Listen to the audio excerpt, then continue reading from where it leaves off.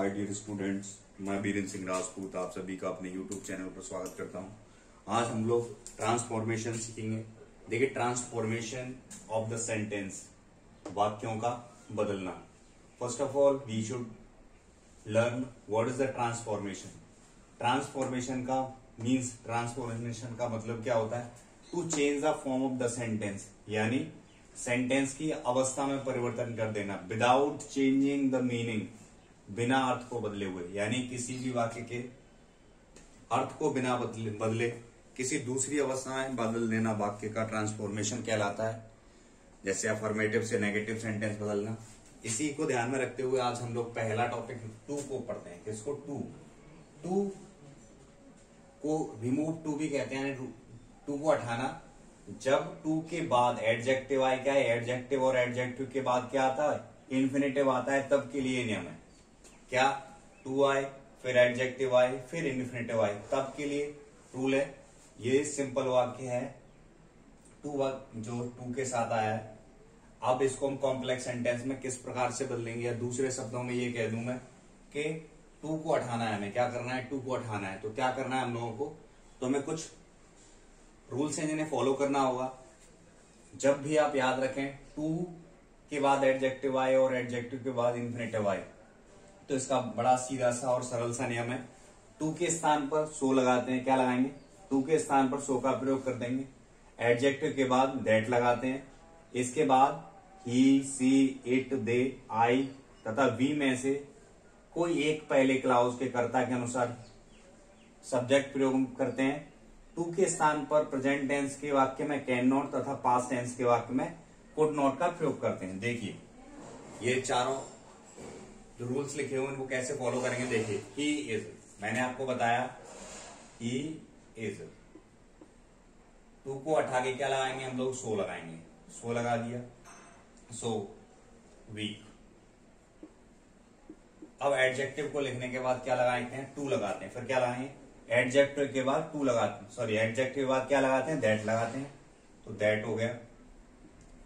फिर अगला नियम, इसके बाद ही, सी, इट, दे तथा बी में से कोई एक सब्जेक्ट चुनते हैं जो हमारा सब्जेक्ट है। क्या है हमारा सब्जेक्ट? ही है। तो यहां क्या आ जाएगा? ही। अब देखेंगे टेंस कौन सा है। टेंस है प्रेजेंट में, तो क्या लगाएंगे हम लोग? Can not. Can not.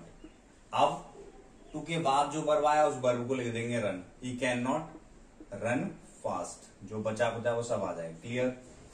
देखिए, टू को हटाते हैं, सो लगाते हैं, फिर एडजेक्टिव लिखेंगे, वीक आया, फिर दैट लगाएंगे, फिर जो हमारा सब्जेक्ट है उसी को यहां लिख देंगे। अगर नाउन है तो ही, सी, इट, दे में से कुछ आ जाएगा। फिर अगर प्रेजेंट है तो कैन नॉट लगाएंगे, और जो बचा कुछ है वो सब लिखेंगे। ठीक है? दूसरा देखिए, Hari was too weak to control his sons. तो क्या हो जाएगा? तो ये वॉज आ रहा है, तो मैंने आपको बताया हरी वॉज। अब ये टू को कायम बदल देते हैं हम लोग, सो में बदल देते हैं। सो लगा देंगे, फिर एडजेक्टिव लिखेंगे वीक, फिर क्या लगाएंगे? फिर हम दैट लगाते हैं, दैट। फिर हमारा सब्जेक्ट क्या? हरी है। हरी सिंगुलर है, इसलिए क्या लगाएंगे? ही। अब देखेंगे ये किस में? पास्ट टेंस में, इसलिए क्या लगाएंगे हम लोग? Could not. क्या लगाएंगे? Could not. अगर प्रेजेंट में होता तो can not. He could not control his sons. He was so weak that he could not control his sons. वह इतना कमजोर था कि वो अपने पुत्रों पर नियंत्रण नहीं कर सका। देखिए, the house is too costly to be purchased. जब पैसे होगा तो यहाँ टू के बाद बी आया होगा, बी के साथ थर्ड फॉर्म आएगा। क्या आएगा?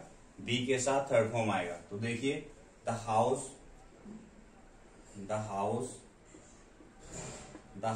इज, टू को हटाएंगे, क्या लगाएंगे? सो costly. The house is so costly. फिर क्या लगाएंगे हम लोग? मैंने आपको बताया एडजेक्टिव के बाद दैट लगाते हैं, दैट। फिर सब्जेक्ट क्या है हमारा? The house. तो द हाउस क्या है? द हाउस के लिए हम लोग क्या यूज करेंगे? इट का यूज करेंगे। क्या यूज करेंगे? इट का यूज करेंगे द हाउस के लिए।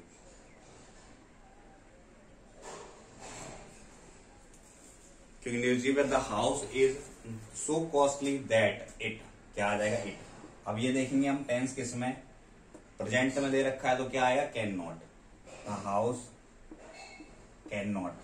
अब क्या आएगा, टू के बाद जो भी बचा है वो सब आ जाएगा। It can not be purchase. Clear है I think. The house is so costly that it can not be purchase. The house is so costly that it can not be purchase. अगला देखिए, he is too proud to listen anybody.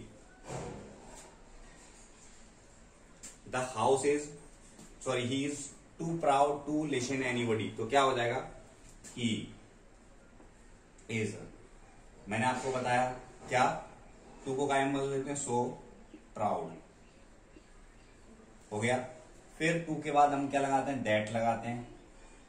The house is so proud that, subject ही है, he is आ रहा है तो can not. He is so proud that he can not listen anybody.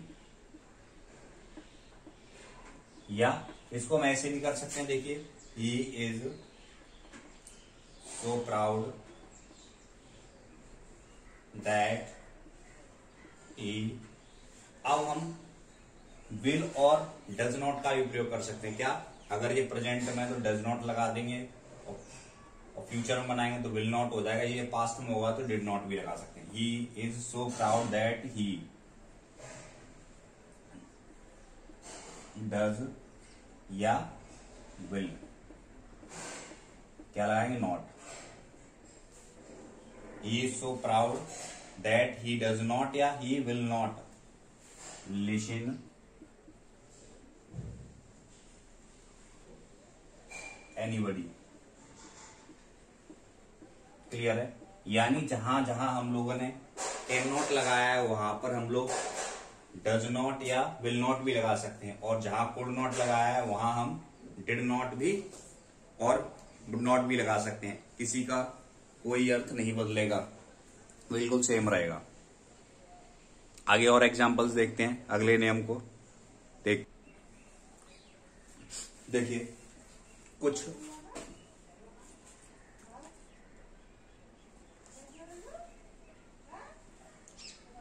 देखिए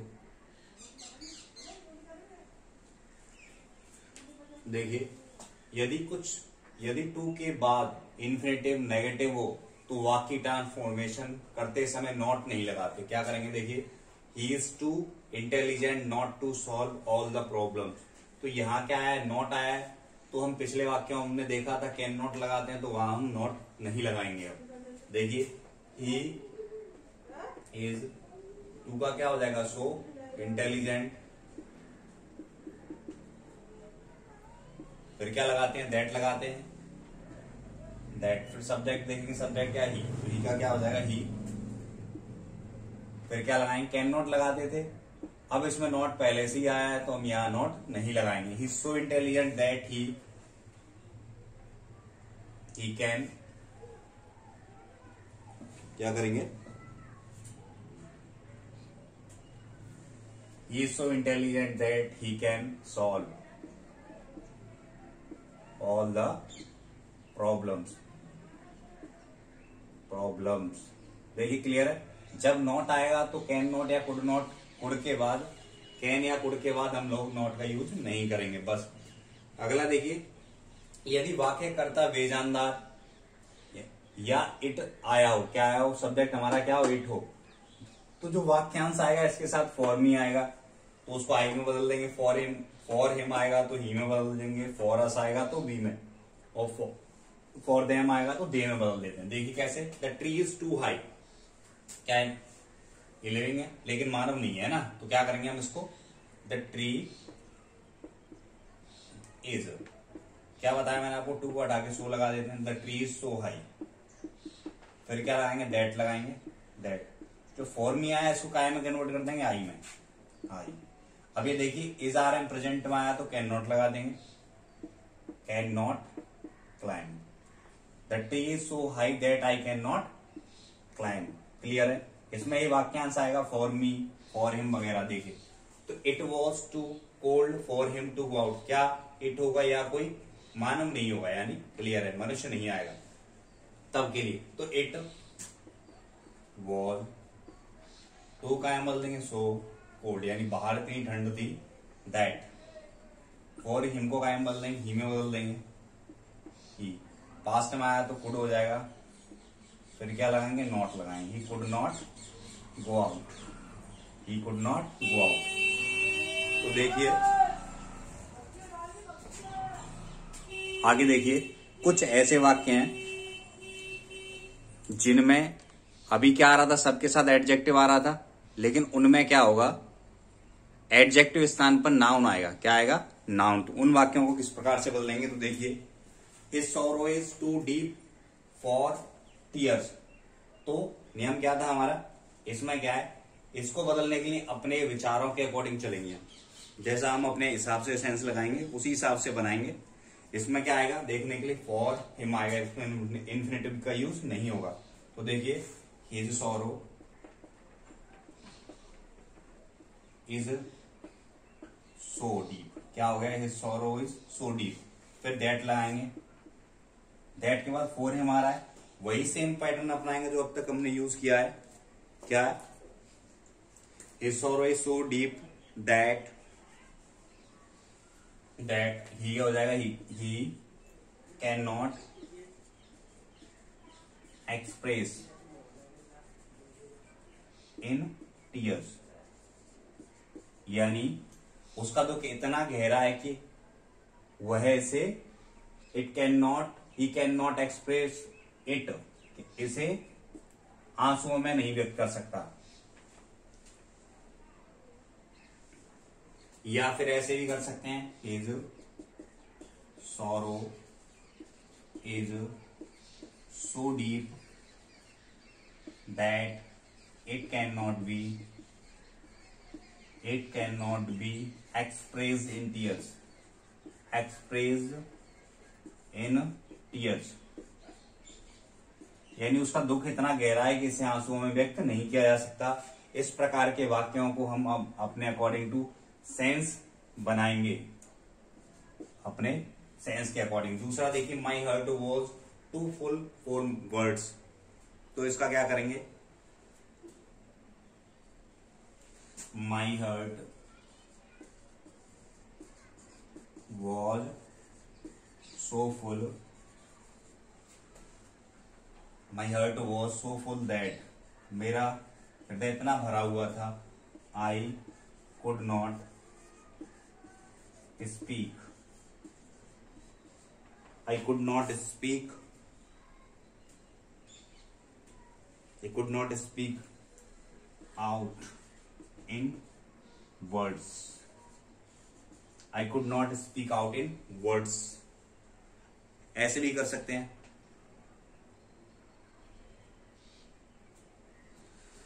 my heart was so full that I could not speak any word,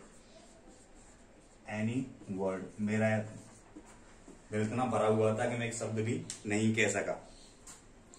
तो इस प्रकार के वाक्यों को इन्फिनेटिव जब नहीं दे रखा हुआ तो ये हमें अपने भाव के अनुसार एक्सप्रेस करना होगा। कुछ और रूल्स हैं वो देखते हैं।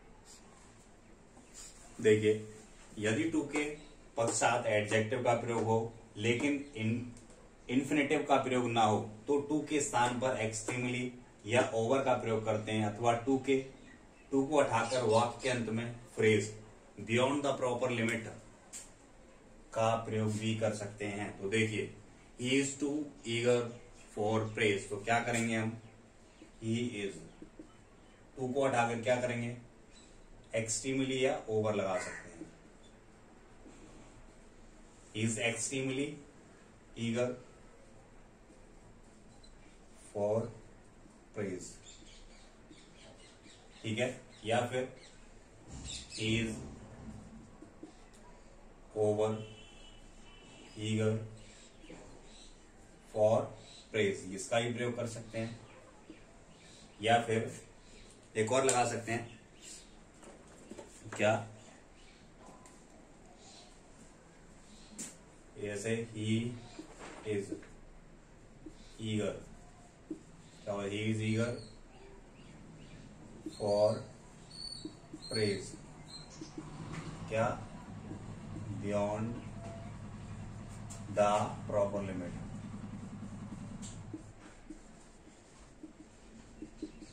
ऐसे ही बना सकते, I think you will be understood. He is eager for praise beyond the proper limit. इसको और देख लेते हैं आखिरी। देखिए, द वेदर इज,